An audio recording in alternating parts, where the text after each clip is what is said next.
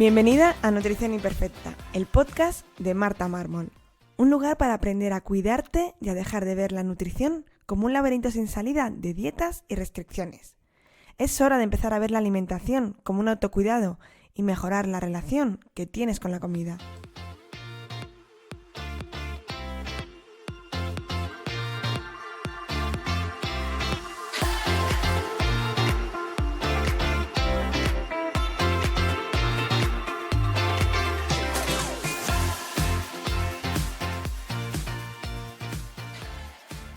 Pero antes de empezar con este podcast, si estás harta de ir de dieta en dieta, pasándolo mal, que ya nada te funcione, te enseño cómo salir de este laberinto de las dietas en mi curso gratuito, las 5 claves para perder peso lentamente, que lo encontrarás en martamarmol.com, donde te daré las herramientas necesarias para empezar este nuevo camino.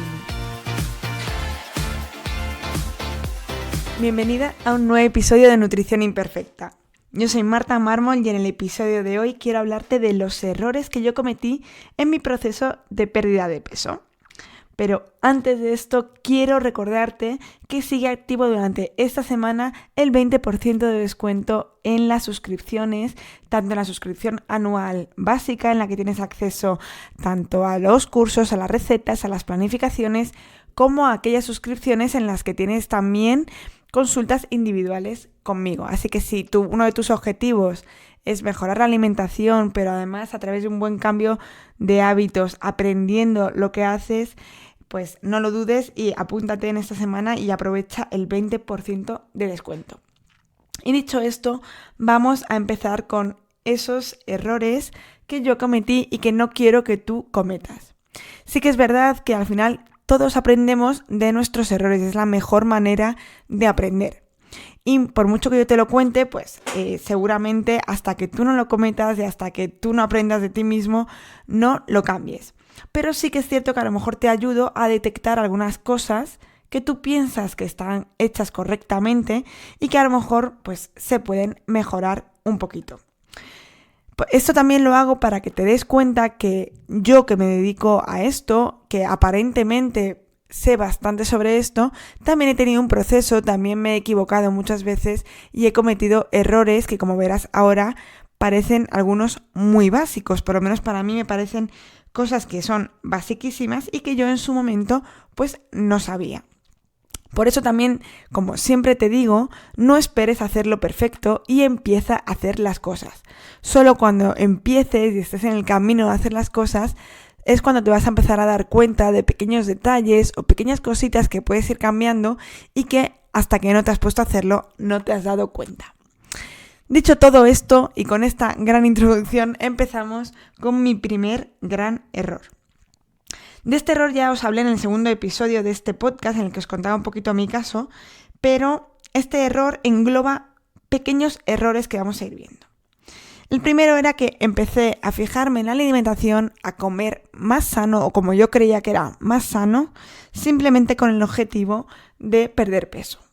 Es decir, era un objetivo erróneo. Empecé a hacer dieta, o como lo queréis llamar, con un objetivo mal marcado. Por eso doy tanta importancia a marcar un objetivo y tengo un episodio específico de cómo tenemos que marcar un buen objetivo y la importancia que tiene marcarlo bien.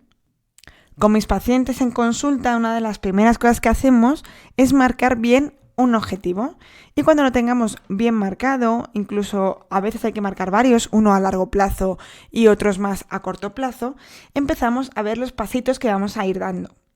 Si no tenemos bien marcado este objetivo, si nuestro objetivo es diferente al que realmente es o queremos que sea, pues los pasos que vayamos dando van a estar un poquito desviados o no van a estar bien enfocados. ¿Qué cosas me hizo este error? Bueno, pues empecé a elegir alimentos según las calorías que tenían y no tanto según la calidad de estos alimentos. La verdad es que yo nunca me he obsesionado con calorías, me dedico a esto y hay cosas que no sé cuántas calorías tienen.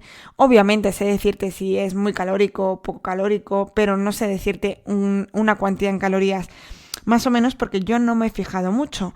Pero sí que clasificaba los alimentos en buenos o malos, permitidos o no permitidos. Y esto es un gran error, porque al final clasificamos los alimentos y les damos un valor de bueno o malo según engorden o no engorden. Entonces estamos dando a los alimentos un poder solo sobre el peso y no sobre otras muchas cosas que, como veremos, tienen los alimentos, que al final es su función de nutrir, de dar energía, de disfrutar. O sea, los alimentos no solo son calorías y nos hacen engordar o adelgazar. Esto es algo que ya aprendí con el tiempo, cuando ya estaba trabajando en farmacia. O sea, yo ya tenía una carrera de la salud, ya era un personal sanitario, que ahora parece que decimos siempre que es personal sanitario y sabemos mucho sobre salud. Bueno, sabemos sobre lo que hemos estudiado, sobre lo que nos hemos especializado. Pero yo, por ejemplo, aunque había estudiado las bases de nutrición, había tenido varias asignaturas y sabía teoría sobre nutrición, no sabía y no le daba la importancia a ese poder que tiene la comida social, que al final pues lo relacionamos con simplemente el físico. De hecho, es algo curioso que quería comentar con vosotros, algo que veo en TikTok, que es una red social pues de gente muy joven y bueno, hay de todo, pero en general es gente bastante joven y veo como dos extremos que me llaman la atención y que me hace sospechar de que esta idea de comer solo por adelgazar o engordar sigue un poco estancada. Y es que veo, como os decía, dos tendencias. Por un lado veo a chicas que son súper delgadas, monísimas, etcétera, que salen grabándose cómo comen, por ejemplo, lo que comen un día y salen comiendo fatal, pues todo guarradas, pero como que les envidiamos, ¿no? Qué guay, qué envidia que esta chica puede permitírselo. Y luego, en cambio, en cuanto sale una chica con una talla más grande de lo que consideramos normal, bailando o enseñando tripa o lo que sea, si te vas a los comentarios, todos los comentarios son consejos sobre lo que tiene que hacer. Deberías cuidarte, deberías ir a un nutricionista, deberías comer mejor o no deberías enseñar la tripa porque tal, promueves la obesidad. Una barbaridad de cosas, es decir, seguimos juzgando a la gente si es sana o insana, si se cuida o no se cuida según el físico y seguimos permitiendo a las personas delgadas que coman mal y seguimos juzgando a las personas gordas porque damos por hecho que comen mal. Es decir, por mucho que yo crea que esto se ha superado, creo que es uno de los errores que se sigue cometiendo. Ver la alimentación simplemente con el hecho del objetivo de perder peso o de engordar o de adelgazar. Así que si tú estás en un proceso de pérdida de peso o estás mejorando tu alimentación con el único objetivo de cambiar de físico, peso o talla, yo te recomiendo que le eches un vistazo a ese objetivo, que lo replantees y que intentes buscar un poquito más allá qué es lo que quieres conseguir con esa alimentación. A lo mejor hay detrás cómo te quieres sentir, que quieres estar cómoda, que quieres hacer más ejercicio, que quieres no sentirte cansada cuando vayas a subir las escaleras a tu casa. Hay muchos objetivos detrás que seguro que son más importantes, más potentes y más motivadores que el simple hecho del físico. Un poquito relacionado con este primer error estaría el segundo error de clasificar a los alimentos según eran buenos o malos, permitidos o no permitidos. ¿Esto qué consecuencias tenía? Bueno, pues que yo era muy disciplinada, muy capaz, muy constante y no comía esos alimentos que no podía, no debía, estaban prohibidos. Pero cuando o conseguía mi objetivo, o cuando me cansaba y me hartaba, o cuando tenía momentos de ansiedad o lo que fuese, lo que hacía era coger esos alimentos prohibidos y en vez de comerme una cantidad me comía el triple. ¿Por qué? Pues porque ya había mandado todo a donde lo había mandado. Entonces, por esto, una de mis misiones en consulta es intentar quitar esta idea de estar prohibidos. Cuanto más te prohíbas algo, más lo vas a desear. Esto es psicología básica. Por lo tanto, si aprendemos a no prohibirnos alimentos, a que esté todo permitido, pero desde el conocimiento, desde nuestro propio aprendizaje, aprendemos a cuándo lo tenemos que consumir, cómo, en qué cantidad, en qué frecuencia. Muchas veces en las primeras consultas, cuando yo explico que no hay nada prohibido, Muchos pacientes echan las manos a la cabeza. ¿Cómo no va a haber nada prohibido? Pero ¿cómo no van a estar prohibidas las palmeras de chocolate? Y yo explico. Que no esté prohibido no quiere decir que te las tengas que comer y que no haya un control ahí. Obviamente, si tú quieres perder peso, si te tomas una palmera de chocolate cada día, no vas a conseguir lograr ese peso. Entonces, si te encantan las palmeras de chocolate y quieres que estén en tu dieta, vamos a ver cómo, cuándo, con qué frecuencia, de qué forma vamos a poder incluir esas palmeras en tu alimentación. Quizás simplemente la tienes que reservar para el día de tu cumpleaños, un día especial, una celebración o... Justo he puesto un ejemplo muy de palmera de chocolate, pero imaginad que es la pasta. La pasta no es un alimento insano, pero en algunas dietas hay que tomarla con más moderación. No puedes comer todos los días pasta si quieres tener un proceso de pérdida de peso o incluso de alimentación saludable. Entonces vamos a ver cómo recolocamos y cómo administramos esa pasta que tanto te gusta, en qué cantidad y con qué frecuencia para que sea parte de una alimentación saludable. Es decir, pasamos de no prohibirla a permitírnosla, pero gestionándolo y viendo cómo puede ser parte de nuestra alimentación. El tercer error era pensar que la comida sana es una comida aburrida y que tenemos que comer en menos cantidad. Esto es algo que se sigue viendo y que la gente piensa que estar a dieta es lechuga y pollo a la plancha. ¿Qué ocurre? Vale, varias cosas. Primero, que es horrible comer lechuga y pollo a la plancha todos los días. Segundo, que no es duradero, o sea, no hay adherencia a la dieta. La adherencia es la capacidad que tienes de que esa dieta dure en el tiempo o ese tipo de alimentación. Como yo no quiero una dieta estricta, como yo creo que lo que hay que hacer es cambiar de hábitos, si te cambio de hábitos y te pongo una cosa que es insostenible en el tiempo, pues no vas a conseguir cambiar de hábitos. La comida tiene que estar rica. De hecho, la comida más elaborada, la comida de abuela, es verdad que tiene alimentos que son muy calóricos, pero la comida elaborada con tiempo es la más rica, está muy sabrosa y suele ser a base de alimentos muy saludables. El otro error dentro de este tercer error es disminuir la cantidad. Siempre nos han dicho que tenemos que comer menos, cerrar la boca, menos plato y más zapato. Hay muchísimos mensajes que nos insisten en que lo que tenemos que hacer es comer menos. Y no es así. Tenemos que cambiar este chip y pensar que lo que tenemos que hacer es comer mejor. De hecho, la comida saludable, los alimentos, son muy poco calóricos. Los alimentos reales, las verduras, las frutas, legumbres, cereales, proteína. El problema es cuando metemos algún alimento más ultraprocesado que es muy calórico en muy poca cantidad de alimento y además no sacia. Si basamos nuestra alimentación en comida real, lo más fácil es que con mucha cantidad estemos aportando menos calorías y mucha saciedad. Por lo tanto, olvídate de comer menos. De hecho, como te explico en el curso gratuito de las 5 claves para perder peso lentamente, una restricción calórica mantenida en el tiempo lo único que hace a tu cuerpo es empezar a ahorrar energía. Y si ahorra energía, va a haber un efecto rebote y cada vez vas a poder comer menos. Y por lo tanto, cada vez la dieta va a ser menos efectiva.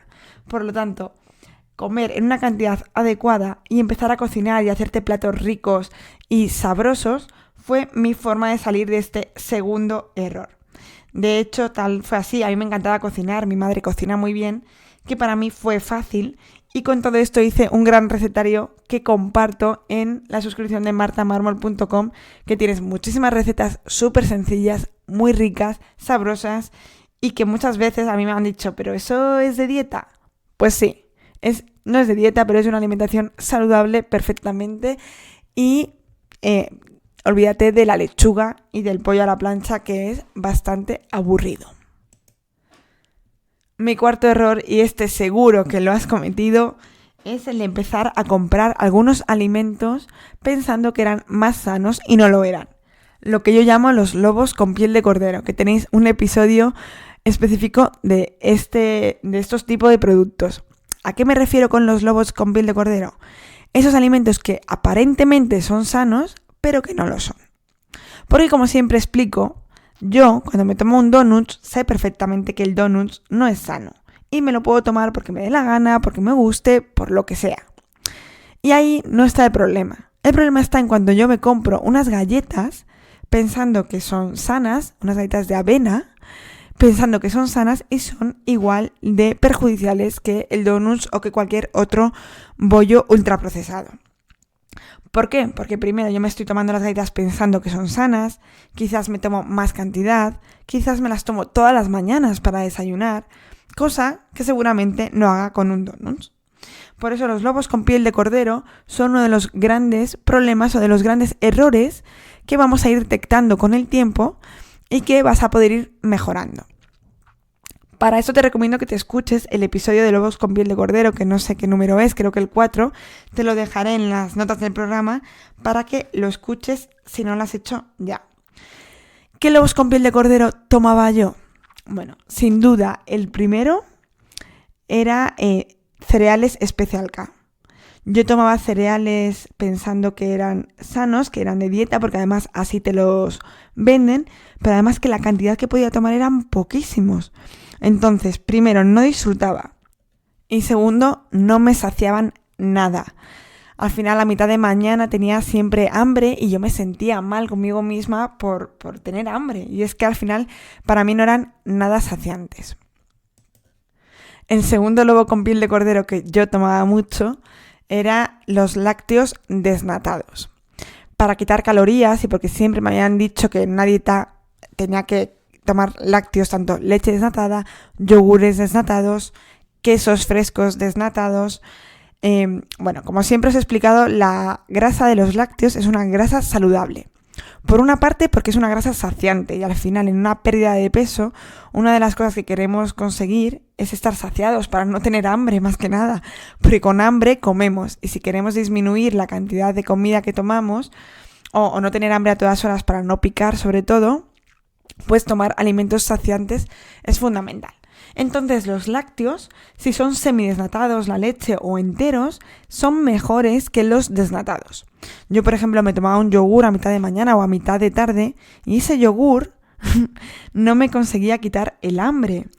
En cambio, si tomamos un yogur entero con una fruta o con unos frutos secos, conseguimos tener más saciedad que con un yogur desnatado por muy pocas calorías que tenga.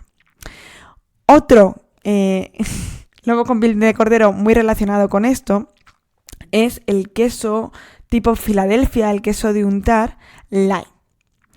Además, este queso ya no es por ser desnatado, sino que lo que tienen es que le han quitado parte de la nata, parte de la grasa del lácteo y le han añadido azúcar.